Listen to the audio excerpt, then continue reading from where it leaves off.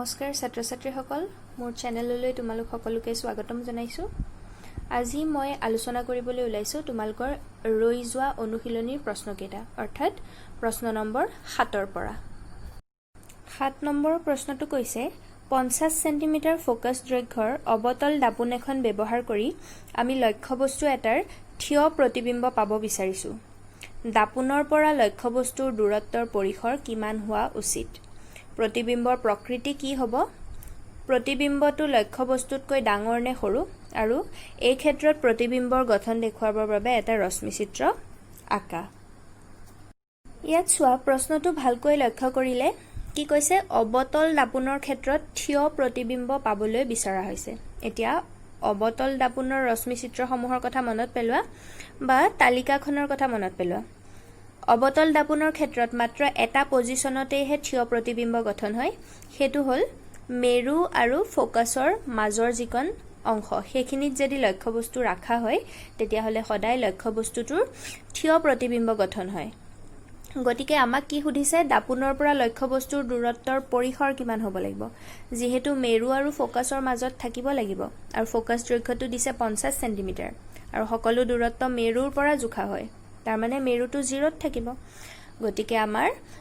লক্ষ্যবস্তুৰ পৰিসৰটো 0ৰ পৰা 50 সেন্টিমিটাৰ হ'ব। তাৰ মানে কি 0 আৰু 50 সেন্টিমিটাৰৰ ভিতৰৰ যিকোনো জায়গাতে যদি আমি লক্ষ্যবস্তুটো ৰাখো তেতিয়া হলে এটা থিয় प्रतिबिम्ब পাব পৰাটো সম্ভৱপৰ হ'ব। তাৰ পিছত সুধিছে प्रतिबिम्बर প্ৰকৃতিৰ কথা। এতিয়া থিয় प्रतिबिम्ब হলে সদায় ই অসৎ প্ৰকৃতিৰ হয়, তো ইয়াৰ প্ৰকৃতি হ'ব অসৎ আৰু प्रतिबिम्बটো লক্ষ্যবস্তুতকৈ ডাঙৰ নে সৰু সুধিছে হয়নে? তো গতিকে মনত পেলোৱা ডাঙৰ আছিল নে সৰু আছিল বাৰু। মই এইখিনি কথা আগৰ ভিডিঅ'ত ডিসকাস কৰিছো। এটা प्रतिबिम्बটো লক্ষ্যবস্তুতকৈ ডাঙৰ হয় নে সৰু হয় যদি লক্ষ্যবস্তু ফোকাসৰ ভিতৰত হয় হেতু তোমালোকে মোক কমেন্ট কৰি জনাবা, ঠিক আছে? তেতিয়া মই গম পাম তোমালোকে মোক বুজি পাইছে নাই মই আগতে বুজোৱাখিনি। আৰু লগতে কি কৈছে ৰশ্মি চিত্ৰ আঁকিবলৈ দিছে। এই ক্ষেত্ৰত ৰশ্মি চিত্ৰ মই ইতিমধ্যে আগৰ ভিডিঅ'ত বুজাইছো, সেই ভিডিঅ'ৰ লিংকসমূহ ডেসক্ৰিপচন বক্সত দিয়া আছে, গতিকে তোমালোকে সেইখিনি চাই ল'বা, ঠিক আছে? নেক্সট 8 নম্বৰ প্ৰশ্নটোত কৈছে তলত দিয়া পৰিস্থিতিসমূহত ব্যৱহাৰ কৰা দাপোনৰ প্ৰকাৰ লিখা। আৰু প্ৰথম পৰিস্থিতিটো দিছে গাড়ীৰ হেডলাইট। গাড়ীৰ হেডলাইটত সদায় অবতল দাপোন ব্যৱহাৰ কৰা হয় কাৰণ লক্ষ্যবস্তু ফোকাসত থাকিলে ই শক্তিশালী সমান্তৰাল ৰশ্মি নিৰ্গত কৰে। ৰশ্মি চিত্ৰ অঙ্কন কৰোতে তোমালোকক দেখুৱাইছিলো যে যদি অবতল দাপোনৰ ফোকাসত লক্ষ্যবস্তু ৰাখা হয় তেতিয়া হলে ইয়াৰ পৰা সমান্তৰালভাৱে ৰশ্মি ওলাই আৰু অসীমত प्रतिबिम्ब গঠন হোৱা বুলি ধৰা হয়। গতিকে গাড়ীৰ হেডলাইটৰ সাজুনত অবতল দাপোন এনে ধৰণে ৰখা হয় যাতে লক্ষ্যবস্তু হিচাপে ব্যৱহাৰ কৰা বাল্ব দাপোনখনৰ ফোকাসত থাকে। ইয়াৰ ফলত সমান্তৰাল ৰশ্মি যথেষ্ট দূৰলৈকে প্ৰসাৰিত হয় আৰু তাৰ ফলত কি হয় আমাৰ দেখা পোৱাত সুবিধা হয় হয়নে? এতিয়া এনেকুৱা ধৰণৰ প্ৰশ্ন আহিলে সদায় নম্বৰ চাই পেলাই উত্তৰ কৰিবা। যদি বোলে অকল 1 নম্বৰহে দিছে তেতিয়া সিম্পলি মেনশন কৰিলেই হ'ল যে কি অবতল দাপোন ব্যৱহাৰ কৰা হয়, আৰু যদি বোলে 2 নম্বৰ দিছে বা তাতকে বেছি আছে এই ধৰণে এক্সপ্লেইন কৰি দিব লাগিব যে কিয় ব্যৱহাৰ কৰা হৈছে, ঠিক আছে? নেক্সট পৰিস্থিতিটো কৈছে গাড়ীৰ পিছলৈ চোৱা দাপোন। এই ক্ষেত্ৰত উত্তল দাপোন ব্যৱহাৰ কৰা হয় কাৰণ ই সদায় সৰুকৈ হলেও থিয় प्रतिबिम्ब গঠন কৰে। তদুপৰি উত্তল দাপোন যিহেতু বাহিৰলৈ বেকা গতিকে এইবিলাকৰ দৃষ্টিক্ষেত্ৰ বহল হয়, ফলত গাড়ী চালকে অধিক পৰিসৰৰ ক্ষেত্ৰ দেখা পাবলৈ সক্ষম হয়, ঠিক আছে নে বাৰু? আৰু লাষ্ট কৈছে সৌৰভাতি। সৌৰভাতিত অবতল দাপোন ব্যৱহাৰ কৰা হয় কাৰণ ই সূৰ্যৰ পোহৰ কেন্দ্ৰীভূত কৰি যথেষ্ট তাপ উৎপন্ন কৰিব পাৰে আৰু সৌৰভাতিত সদায় সূৰ্যৰ তাপ শক্তি ব্যৱহাৰ কৰি বিভিন্ন কামত লগোৱা হয়, গতিকে আমাৰ এই ক্ষেত্ৰত অবতল দাপোনে সহায় কৰে। তাৰ পিছত 9 নম্বৰ প্ৰশ্নটোত সুধিছে উত্তল লেন্স এখনৰ অৰ্ধাংশ কলা কাগজেৰে ঢাকি দিয়া হ'ল, এই লেন্সখনে বস্তু এটাৰ সম্পূৰ্ণ प्रतिबिम्ब গঠন কৰিবনে? তোমাৰ উত্তৰ পৰীক্ষাৰ যোগেদি প্ৰতিপন্ন কৰা আৰু লগতে তোমাৰ পৰ্যবেক্ষণসমূহ ব্যাখ্যা কৰা। এতিয়া পৰীক্ষাটো কৰি চাবলৈ উত্তল লেন্স হাতত যেহেতু নাই গতিকে জাস্ট উত্তৰটো তোমালোকে শুনি লোৱা যে আমি যদি উত্তল লেন্স এখনৰ আধা অংশ কলা কাগজেৰে ঢাকিও দিওঁ তথাপিও কিন্তু লেন্সখনে বস্তুটোৰ সম্পূৰ্ণ প্ৰতিবিম্ব গঠন কৰিবলৈ সক্ষম হ'ব। নেক্সট 10 নম্বৰ প্ৰশ্নটোত কৈছে 5 সেন্টিমিটাৰ দৈৰ্ঘ্যৰ বস্তু এটা 10 সেন্টিমিটাৰ ফোকাছ দৈৰ্ঘ্যৰ অভিসাৰী লেন্স এখনৰ পৰা 25 সেন্টিমিটাৰ দূৰত্বত ৰখা হ'ল। ইয়াৰ ৰশ্মিচিত্ৰ আঁকা আৰু গঠিত প্ৰতিবিম্বৰ অৱস্থান আকাৰ আৰু প্ৰকৃতি নিৰ্ণয় কৰা। এইটো এটা প্ৰব্লেম দিছে এতিয়া তোমালোকৰ। এতিয়া চোৱা প্ৰথম কি দিছে চাই লোৱা। ইয়াত কৈছে 5 সেন্টিমিটাৰ দৈৰ্ঘ্যৰ বস্তু অৰ্থাৎ হেতু হ'ল লক্ষ্য বস্তুৰ উচ্চতা যেটো দিয়া আছে 5 সেন্টিমিটাৰ। তাৰ পিছত কৈছে 10 সেন্টিমিটাৰ ফোকাছ দৈৰ্ঘ্যৰ অভিসাৰী লেন্স। তাৰ মানে ফোকাছ দৈৰ্ঘ্য f ৰ মানটো দিয়া আছে 10 সেন্টিমিটাৰ। এতিয়া অভিসাৰী লেন্স মানে হ'ল উত্তল লেন্স। এতিয়া উত্তল লেন্সৰ ফোকাছ দৈৰ্ঘ্য সদায় ধনাত্মকেই হয় গতিকে f = 10 সেন্টিমিটাৰ। তাৰ পিছত কি কৈছে 25 সেন্টিমিটাৰ দূৰত্বত ৰখা হৈছে 5 সেন্টিমিটাৰ দৈৰ্ঘ্যৰ বস্তুটো। তাৰ মানে 25 সেন্টিমিটাৰটো হ'ল লক্ষ্য বস্তুৰ দূৰত্ব যাক ইউৰে বুজোৱা হয় আৰু লক্ষ্য বস্তুৰ দূৰত্ব সদায় মাইনাছত লিখা হয় কাৰণ ই লেন্সখনৰ বাওঁ হাতে থাকে হয়নে। এতিয়া আমাক কি নিৰ্ণয় কৰিবলৈ দিছে প্ৰথম ৰশ্মিচিত্ৰ আঁকিবলৈ দিছে। এতিয়া ৰশ্মিচিত্ৰ আঁকাৰ ক্ষেত্ৰত পজিশনটো ডাইৰেক্ট দি দিয়া নাই কিন্তু তোমালোকে যিখিনি দিয়া আছে সেইখিনিৰ পৰা নিজেই গম পাই ল'ব লাগিব। ইয়াত এতিয়া ফোকাছ দৈৰ্ঘ্য কিমান দিছে 10 সেন্টিমিটাৰ আৰু লক্ষ্য বস্তুৰ দূৰত্ব দিছে 25 সেন্টিমিটাৰ। এতিয়া চোৱা ফোকাছ দৈৰ্ঘ্যক দুগুণ কৰিলে ভাঁজকেন্দ্ৰ পোৱা যায় হয়নে। 10 দুগুণ কি হ'ব ভাঁজকেন্দ্ৰ c = 20 সেন্টিমিটাৰ হ'ব। এতিয়া লক্ষ্য বস্তুটো 25 সেন্টিমিটাৰ তাৰ মানে 20 সেন্টিমিটাৰতকেও আঁতৰত আছে গতিকে এই ক্ষেত্ৰত কোনটো ৰশ্মিচিত্ৰ আঁকিব লাগিব বাৰু তোমালোকে গম পাইছানে ধৰিব পাৰিছানে। ইয়াত লক্ষ্য বস্তুৰ পজিশনটো ল'ব লাগিব ভাঁজকেন্দ্ৰৰ বাহিৰত যেটো পজিশনত লক্ষ্য বস্তু ৰাখাৰ ৰশ্মিচিত্ৰ আছে সেইটো তোমালোকে আঁকিব লাগিব। মই এই বিষয়ে যেহেতু আগতে আলোচনা কৰিছো সেই ভিডিওটো চাই ল'বা তোমালোকে সব ডেসক্ৰিপশন বক্সত দিয়া আছে লিংক। এতিয়া ৰশ্মিচিত্ৰটো মই নাআকো জাস্ট বাকিখিনি উলিয়াম। এতিয়া লেন্স ফৰ্মুলাটো কি আছিল বাৰু মনত আছে নে। লেন্স ফৰ্মুলাটো হ'ল 1/v minus 1/u = 1/f। এতিয়া u আৰু f টো আমাক জানাই আছে জাস্ট প্ৰতিবিম্বৰ দূৰত্বটো আমি জানিব লাগে গতিকে 1/v টো এফালে ৰাখি দিও তেতিয়া হলে 1/u টো f ৰ ফাললৈ লৈ গলে কি হ'ব এফালে বিয়োগ চিন এফালে আহিলে হৈ যাব ধনাত্মক। এতিয়া মানবোৰ বহাই দিও আচ্ছা তলৰ লাইনত বহাই দিছো 1/v = 1/f টো কিমান আছে 10 সেন্টিমিটাৰ প্লাস 1/u টো আছে -25 হয়নে। এতিয়া নেক্সট কি কৰিব লাগিব 10 আৰু 25 ৰ লসাগু লব লাগিব। 10 আৰু 25 ৰ লসাগু হ'ব 50 হয়নে। 10 5 গুণ 50 গতিকে ওপৰত 5 গুণ 5 এটো মাইনাস চিন হ'ব প্লাসে মাইনাসে 25 দুগুণ 50 গতিকে ওপৰত 1 দুগুণ 2 হয়নে। তো ইয়াৰ পৰা কি পোৱা যাব 1/v = 3/50 আৰু ইয়াৰ পৰা আমি পাম v = 50/3। এতিয়া যদি পইণ্টলৈ লৈ যোৱা হয় কি হ'ব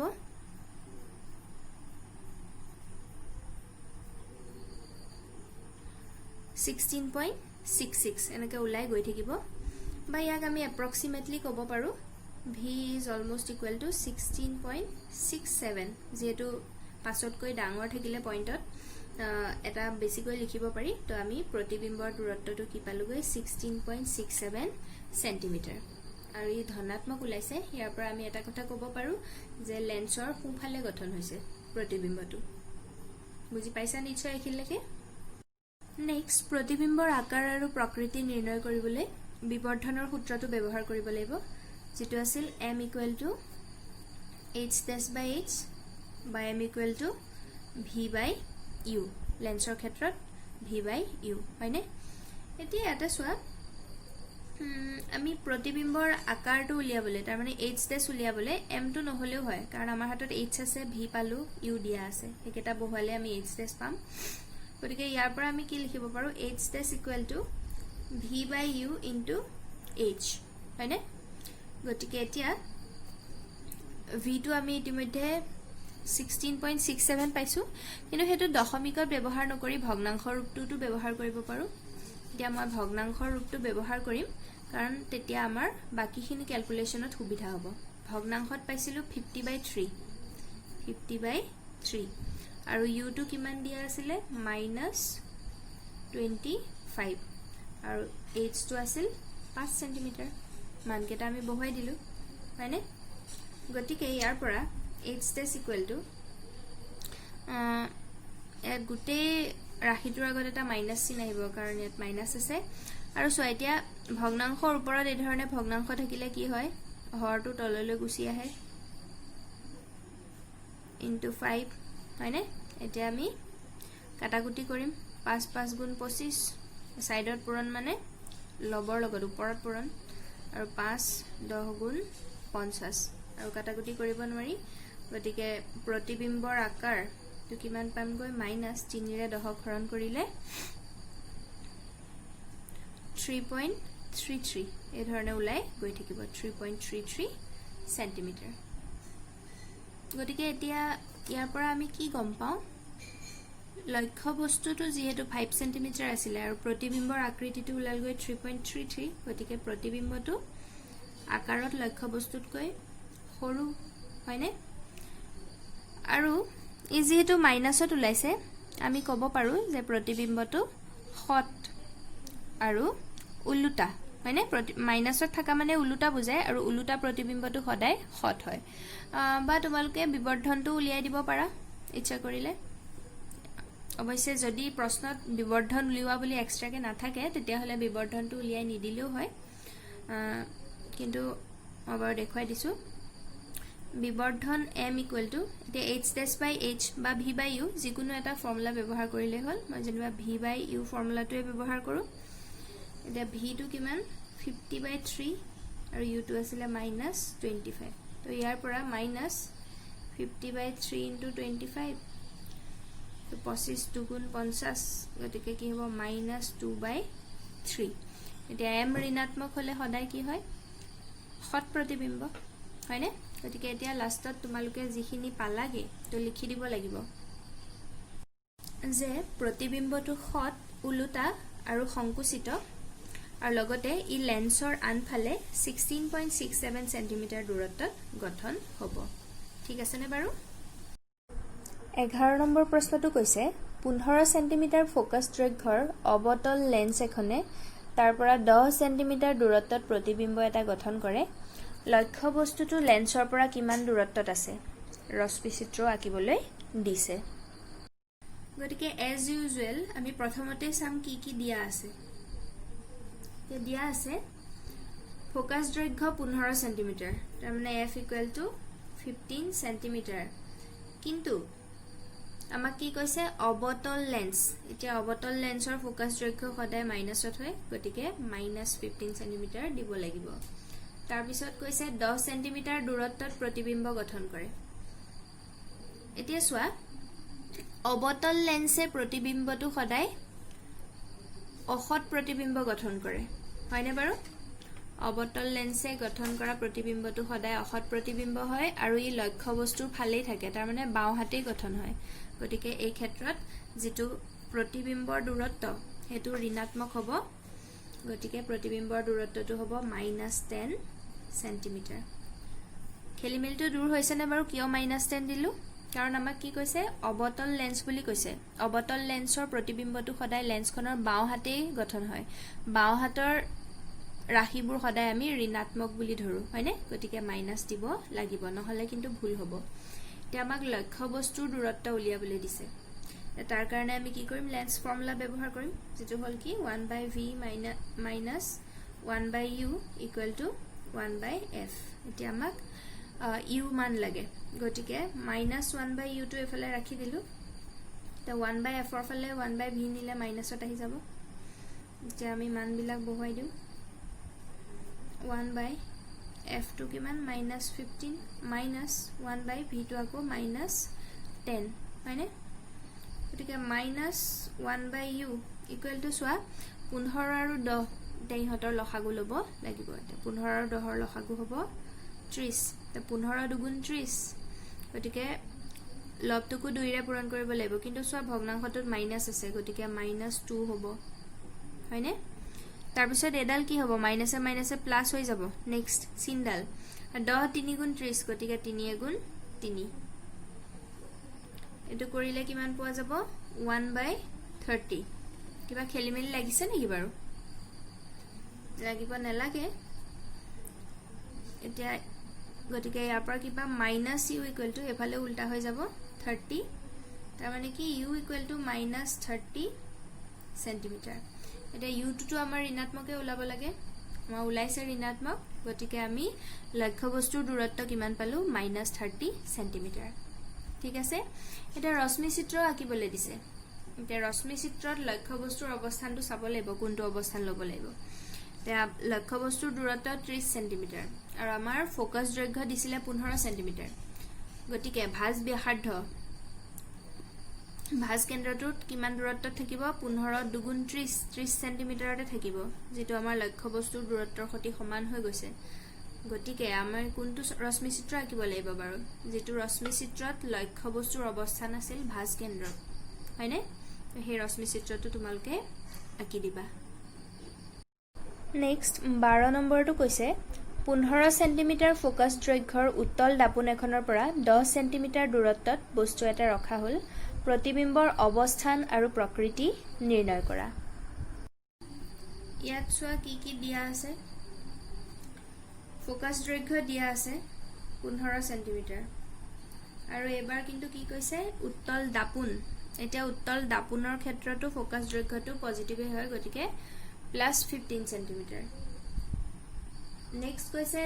লক্ষ্যবস্তুৰ দূৰত্ব 10 সেন্টিমিটাৰ হয়নে দাপোনখনৰ পৰা 10 সেন্টিমিটাৰ দূৰত্বত ৰাখিছে লক্ষ্যবস্তু গতিকে লক্ষ্যবস্তুৰ দূৰত্ব u 10 সেন্টিমিটাৰ আৰু লক্ষ্যবস্তুৰ দূৰত্ব সদায় ঋণাত্মক হয় গতিকে -10 সেন্টিমিটাৰ প্ৰতিবিম্বৰ অৱস্থান আৰু প্ৰকৃতি নিৰ্ণয় কৰিব লাগে মানে প্ৰতিবিম্বৰ দূৰত্ব উলিয়াব লাগিব এটা এবাৰ কিন্তু দাপোন বুলিহে কৈছে গতিকে এইখিনতে লেন্সৰ সূত্ৰ ব্যৱহাৰ কৰিলে নহব কিন্তু দাপোনৰ সূত্ৰ ব্যৱহাৰ কৰিব লাগিব যেটো কি আছিল 1/u + 1/v = 1/f হয়নে এতিয়া আমাক 1/v লাগে গতিকে 1/u টো কিফালে লৈ যাও -1/u হ'ব ইয়াত মান বিলাক বহাই দিম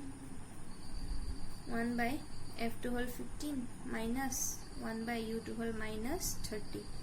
এটা 15 আৰু 30ৰ লসাগুটো 30 এ হ'ব হয়নে তা 15 দুগুণ 30 গতিকে ওপৰত 2 গুণ 2 মাইনাসে মাইনাসে প্লাস 30 টো 30 আছে এটা লবটো সেম থাকিব হয়নে তো ইয়াৰ পৰা কি পোৱা গল 1/v = 3/30 গতিকে v = 30/3 অৰ্থাৎ 10 সেন্টিমিটাৰ হৈছেনে বাৰু বুজি পাইছা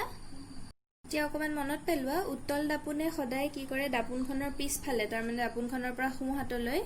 অসৎ প্ৰতিবিম্ব গঠন কৰে গতিকে প্ৰতিবিম্বৰ দূৰত্বটো ধনাত্মকে ওলাব আৰু যেটো আমাৰ ধনাত্মক ওলাইছে গতিকে আমাৰ অংকটো শুদ্ধ হৈছে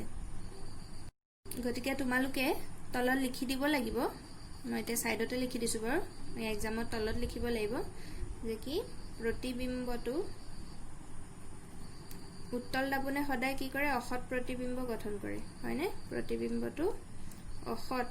আৰু অসৎ হোৱাৰ লগে লগে কি হ'ব থিয় হয়নে অসৎ আৰু থিয়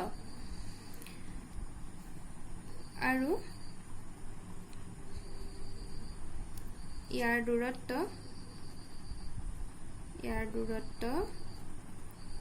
দাপোনৰ পৰা কি হ'ব 10 সেন্টিমিটাৰ ঠিক আছে এনে ধৰণে লিখি দিব লাগিব নেক্সট সুধিছে সমতল দাপোনে +1 বিবৰ্ধন দিয়ে ইয়াৰ অৰ্থ কি এটা সমতল দাপোনৰ ক্ষেত্ৰত কি কৈছে বিবৰ্ধন +1 এতিয়া মই ইতিমধ্যে তোমালোকক আগৰ ভিডিঅত বুজাইছিলো যে বিবৰ্ধনটো যদি ধনাত্মক হয় ই সদায় অসৎ প্ৰকৃতিৰ প্ৰতিবিম্ব গঠন কৰে গতিকে +1 এ কি বুজাইছে সমতল দাপোনে সদায় অসৎ প্ৰতিবিম্ব গঠন কৰে আৰু যে বিবৰ্ধনৰ মানটো 1 হৈছে তাৰ মানে ইয়ে বুজায় লক্ষ্যবস্তুৰ আকাৰ আৰু প্ৰতিবিম্বৰ আকাৰ সমান নেক্সটটো কৈছে 30 সেণ্টিমিটাৰ ভাঁজ ব্যাসাৰ্ধৰ উত্তল দাপোন এখনৰ সন্মুখত 20 সেণ্টিমিটাৰ দূৰত্বত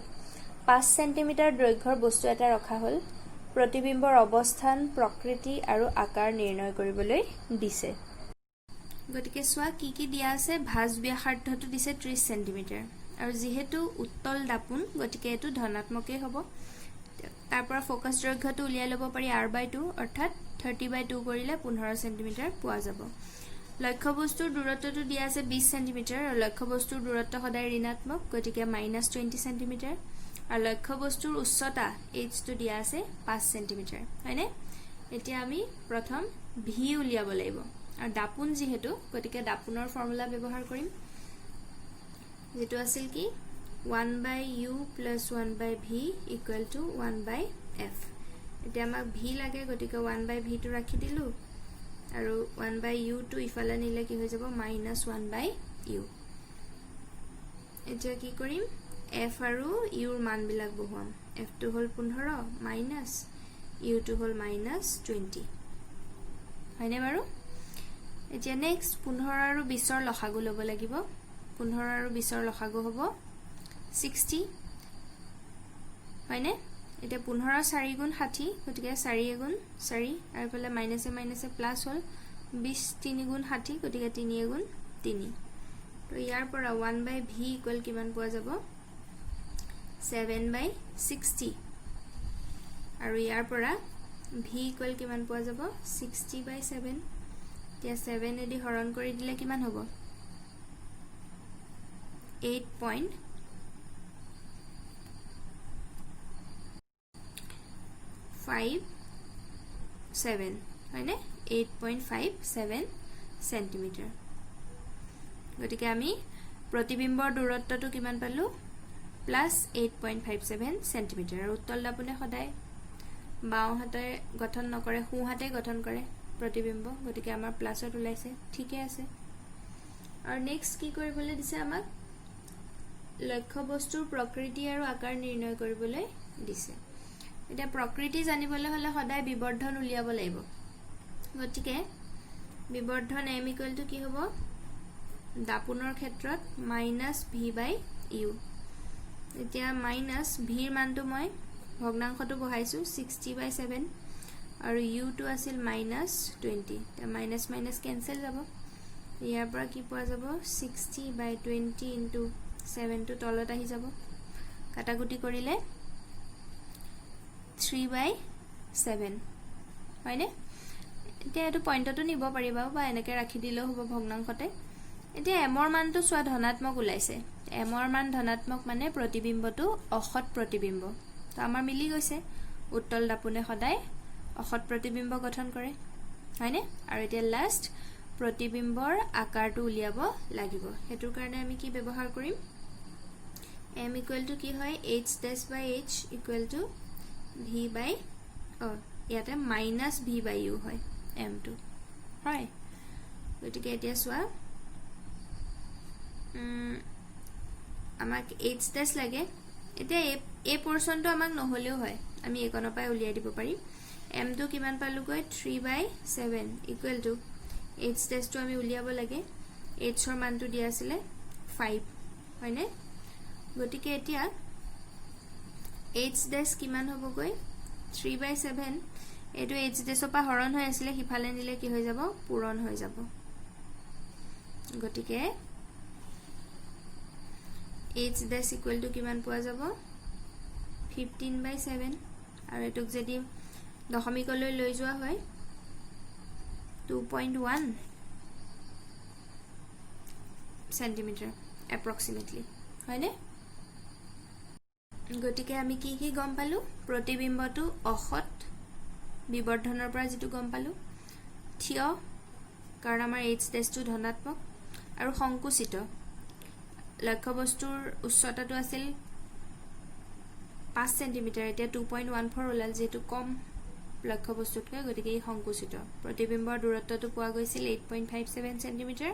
আৰু উচ্চতাটো 2.14 সেণ্টিমিটাৰ ঠিক আছে নে বাৰু 15 নম্বৰ প্ৰশ্নটোত কৈছে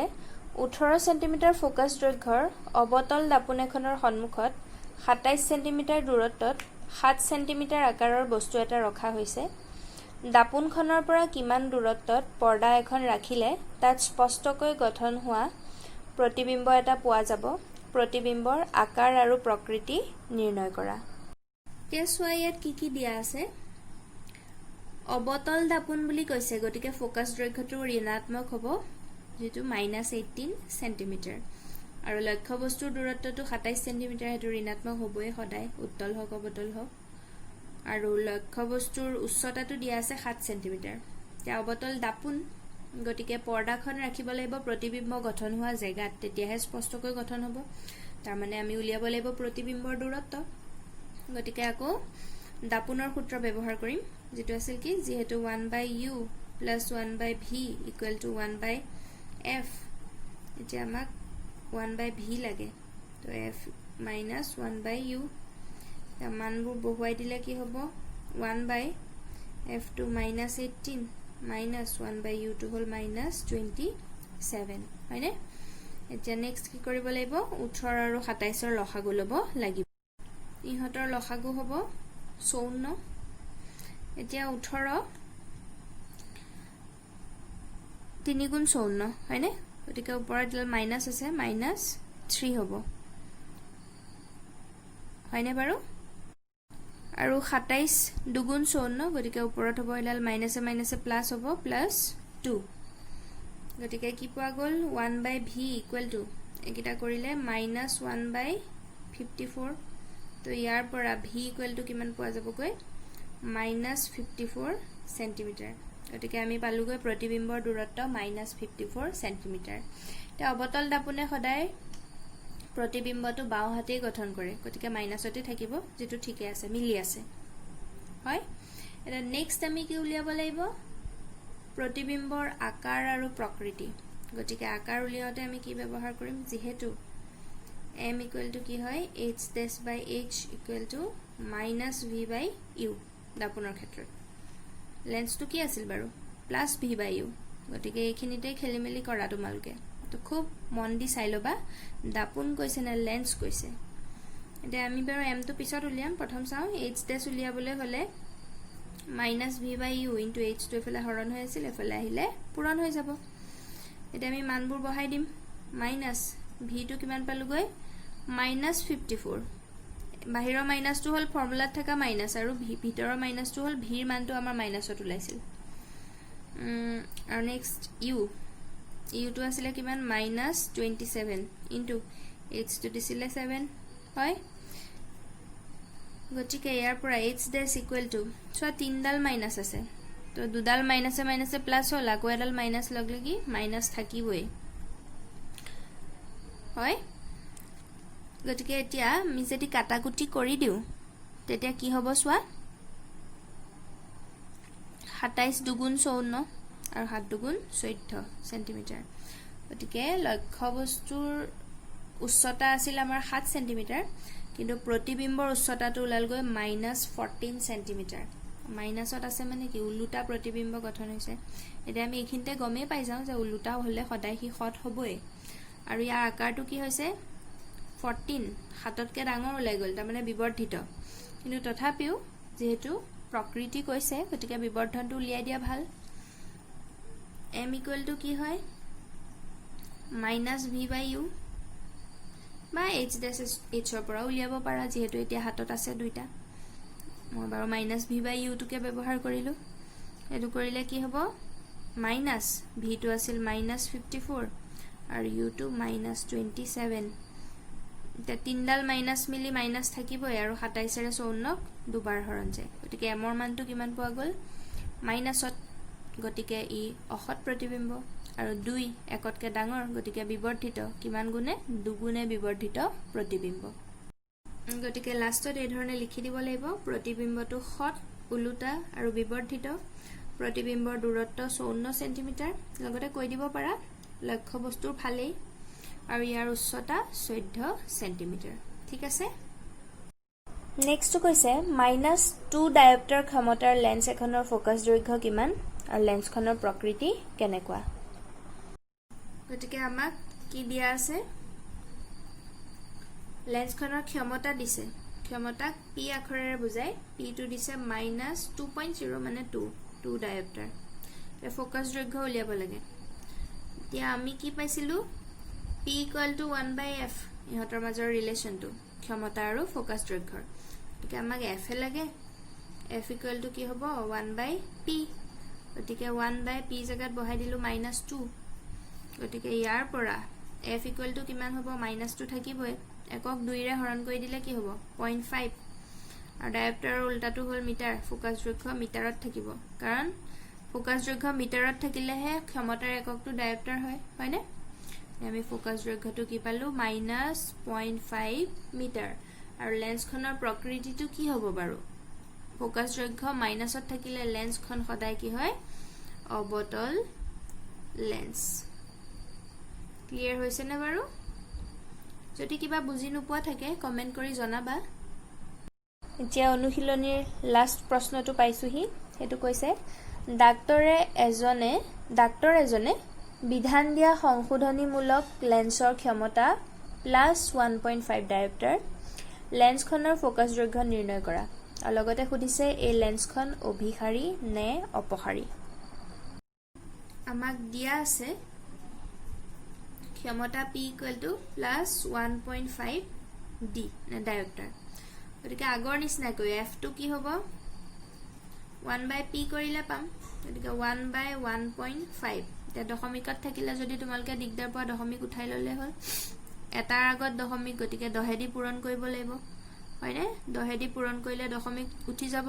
অকল তলত পূৰণ কৰিলে নহব ওপৰকো পূৰণ কৰিলে 10 হৈ যাব হয়নে এটা 10/15 কাটাকুটি কৰিলে 2/3 এতিয়া হৰণ কৰি দিলে আমি যদি দশমিকলৈ লৈ যাও কিমান পাম গৈ 0.66 এনেকৈ ওলাই গৈ থাকিব বা আমি ইয়াকে ক'ব পাৰো f = 0.67 মিটাৰ হয়নে